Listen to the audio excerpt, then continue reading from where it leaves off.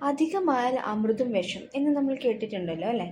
അപ്പോൾ ചില കാര്യങ്ങൾ നമ്മൾ കുഞ്ഞു മക്കൾക്ക് അധികമായി കൊടുക്കുമ്പോൾ അത് അവരുടെ ആരോഗ്യത്തെ തന്നെ ബാധിക്കാനുള്ള ചാൻസസ് വളരെയധികം കൂടുതലാണ്. അതിലൊരു മെയിൻ ഇമ്പോർട്ടൻ്റ് ഒരു കാര്യമാണ് നമുക്ക് കുഞ്ഞുങ്ങളിൽ കൊടുക്കുന്ന പശുവിൻ്റെ പാലല്ലേ. എല്ലാ പാരൻസിനും ഒരു എന്താ പറയുക, ഒരു ധൃതിയാണ് കുഞ്ഞുങ്ങൾക്ക് പശുപാൽ കൊടുക്കാൻ വേണ്ടിയിട്ട്. 1 ഇയർ ആവുന്നതിന് മുന്നേ തന്നെ ചോദിക്കുന്ന അമ്മമാരും എല്ലാം ഉണ്ട്.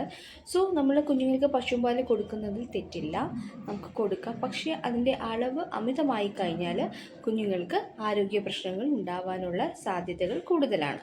1 വയസ്സിന് ശേഷം മാത്രമാണ് നമ്മൾ പശുവിൻ പാൽ കുഞ്ഞുങ്ങൾക്ക് കൊടുക്കാം എന്ന് നമ്മൾ പറയുന്നത്. കാരണം പല രീതിയിലുള്ള ഡൈജഷൻ ഇഷ്യൂസ് ഉണ്ടാവാൻ ചാൻസ് ഉള്ളത് കൊണ്ടാണ് 1 ഇയർ കഴിഞ്ഞ് മതി എന്നുള്ളത് നമ്മൾ പറയുന്നത്. അതിൽ 1 തൊട്ട് 2 വയസ്സ് വരെയുള്ള കുഞ്ഞു മക്കൾക്ക് നമ്മൾ ഒരു 125 ml മിൽക്ക് മതിയാവും.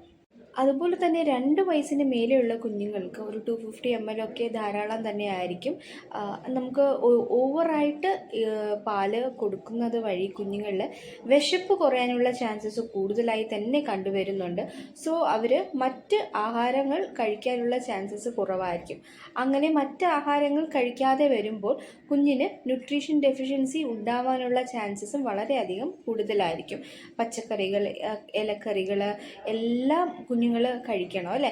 അപ്പോൾ നമ്മൾ ഒന്നും കഴിക്കുന്നില്ല എന്ന് പറയുന്ന ആ സ്ഥാനത്ത് ഈ പാല് മാത്രം കൊടുക്കുമ്പോൾ ഈ ഒരു ഡെഫിഷ്യൻസി കുഞ്ഞുങ്ങൾക്ക് ഉണ്ടാവാനുള്ള ചാൻസസ് കൂടുതലായിരിക്കും. മാത്രമല്ല ഈ പാലിൽ അയൺ ഡെഫിഷ്യൻസി ഉണ്ടാവാനുള്ള ചാൻസസ് ഉണ്ട്. കാരണം അയൺ കണ്ടൻറ്റ് കുറവായിരിക്കും ഈ എന്താ പറയുക കൗസ് മിൽക്കിലൊക്കെ അല്ലേ, പശുവിൻ പാലിലൊക്കെ. അപ്പോൾ കാൽഷ്യം അയണും ഒക്കെ ബോഡി അബ്സോർബ് ചെയ്യുന്നത് വളരെയധികം കുറവായിരിക്കും.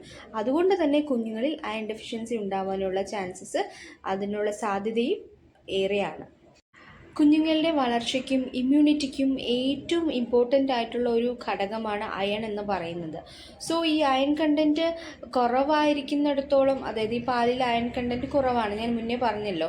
സോ അതുകൊണ്ട് തന്നെ കുഞ്ഞുങ്ങളിൽ ഈ രീതിയിലുള്ള അസുഖങ്ങൾ, അതായത് ന്യൂട്രീഷൻ ഡെഫിഷ്യൻസിയും അയൺ ഡെഫിഷ്യൻസിയും ഉള്ള അതുപോലെയുള്ള അസുഖങ്ങൾ കുഞ്ഞുങ്ങൾക്ക് കൂടി വരാനുള്ള ചാൻസസും കൂടുതലാണ്. സോ നമ്മൾ പാല് കൊടുക്കുമ്പോൾ അധികമാകണ്ട, ഒരു ലിമിറ്റിൽ, ഒരു മിതത്തിൽ, ഒരു അളവിൽ വേണം നമുക്ക് കുഞ്ഞുങ്ങൾക്ക് പാല് കൊടുക്കാനും.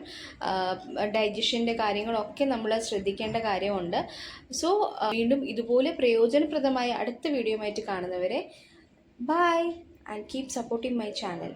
ഓക്കെ.